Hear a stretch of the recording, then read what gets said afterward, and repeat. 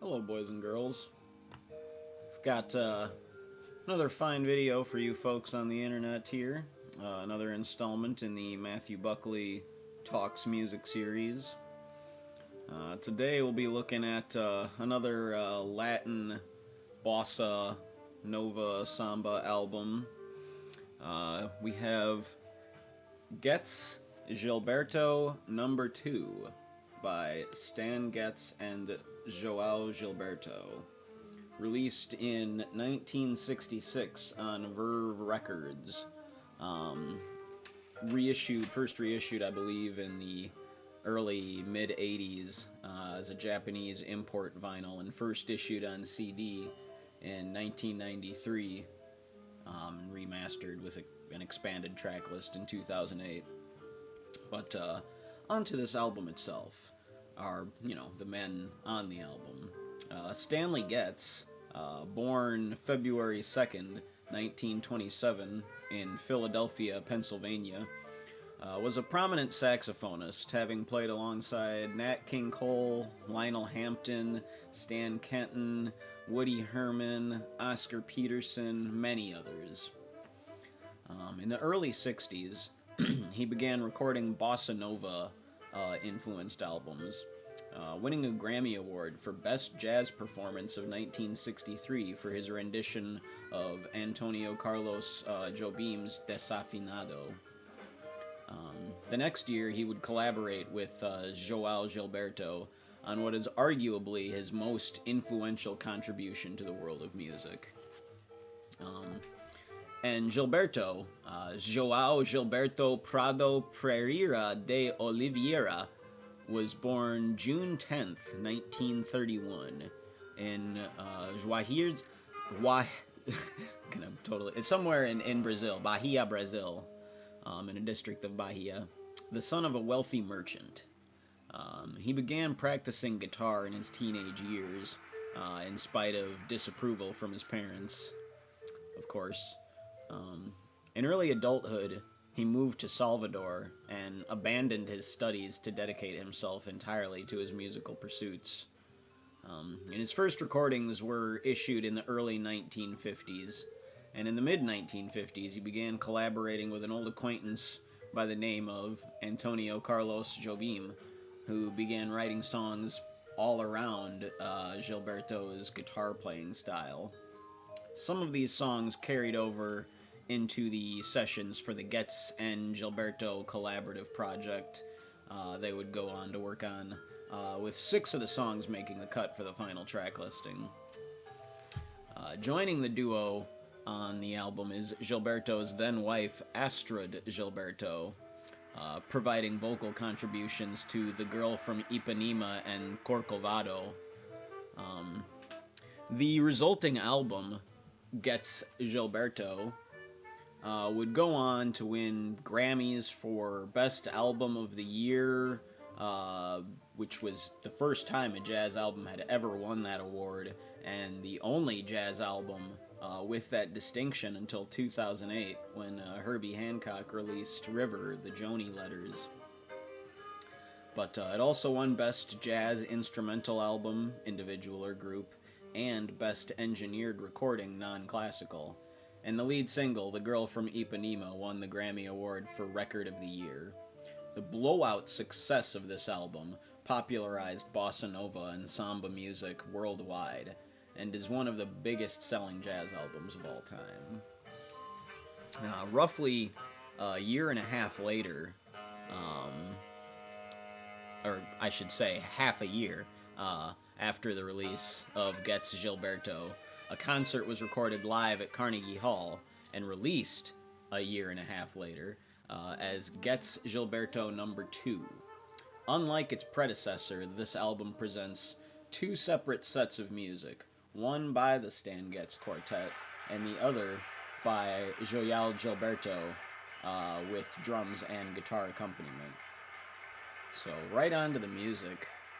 Side 1, or the Stan Getz side, opens with Grandfather's Waltz, introduced with a dreamy but somewhat haunting vibraphone part, blossoming into a delightful tune that swings along with carefree energy. There are some very playful solo vibraphone parts. The whole band plays confidently but relaxed. Getz ups the intensity on his sax playing as the band drives the song to its end, where they suddenly soften and fade. Pardon me. Tonight I Shall Sleep with a Smile on My Face, the next track, is a slow, contemplative performance, gingerly sweeping across the audience with a romantic lull. A real lovely romantic song. A tune where the title speaks exactly for the content of the feel of the music. Sleeping with a Smile on My Face.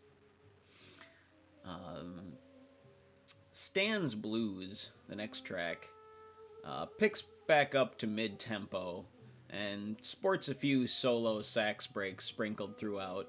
Really fun, where the whole band stops and there's just a little boop, boop, boop, boop. It's real fun though. The vibes get a solo spot as well, after which the rest of the band bursts into full swing.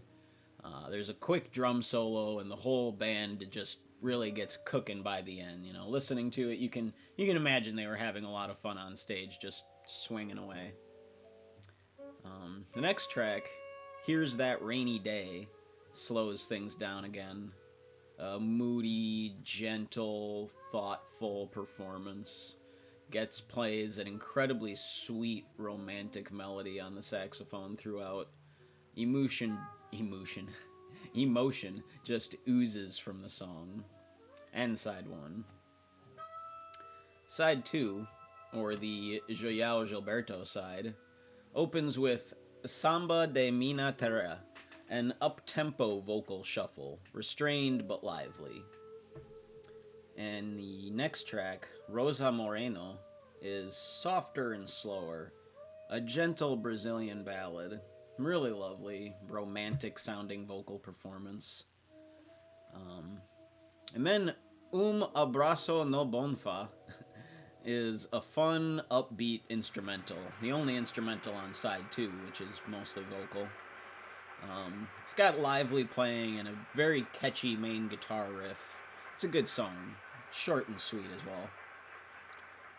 The next track, Beam Bomb, is another fun vocal cut. The chorus is bouncy and light, and Gilberto's vocal in the verses sound smooth and creamy like Brazilian butter. A great song. And the next track, Meditation, is a much slower, romantic-sounding ballad. Even without understanding the language, if you can't speak Portuguese, the emotion inherent in the vocal is abundantly apparent. It's very sweet. And the last track, O Pato, picks up to at least mid-tempo. It's a much more playful melody and rhythm in any case. And this arrangement is sparse, but, I guess I could say still very danceable up until the fade. It's a fun song. And side 2 in the record. So, final thoughts. You got 2 very strong performances from 2 legendary musical icons on this record. It's a very unique approach to building on the hype of their first collaborative album with live recordings as opposed to further studio recordings. It's also an interesting approach to present 2 separate sets as opposed to one single ensemble performance. Definitely gives Stan Getz a chance to explore realms of jazz, like bop and swing, outside of the crossover with bossa nova and samba, which results in a heaping helping of interesting musical excursions. And João Gilberto's set is, by and large, much more restrained, but still has a fair amount of energetic playing. So you get, all sorts of sides of this jazzy Latin goodness. The cover art was done by Puerto Rican abstract expressionist Olga Albizu, who designed the art for the predecessor to this album, the first set they did together. as well as a few of the other collaborative albums, or not collaborative, but the Bossa Nova crossover, I mean to say, albums that Stan Getz did. So, taking a closer look here, on the inside of Gatefold, you got, of course, the track list and some old school liner notes presenting to you the situation that you've got tickets for this sold out jazz concert at Carnegie. And also just talking about the expertise of Stan Getz and his tentative jazz playing, knowing what to leave out. And here's the record itself, black Verve label. Stan Getz side. The João Gilberto side.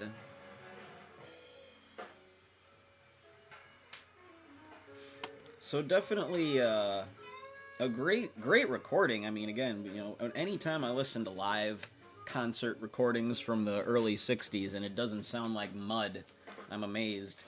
But this sounds great as far as fidelity. And both bands are tight. Both bands really just know how to let loose and know how to hold it back. So it's some great stuff. And if you're at all into world music, or in particular Latin music, you know, this is definitely an album to check out. And I highly recommend the predecessor to this album as well. If folks are interested, I would be more than willing to do a review of the predecessor.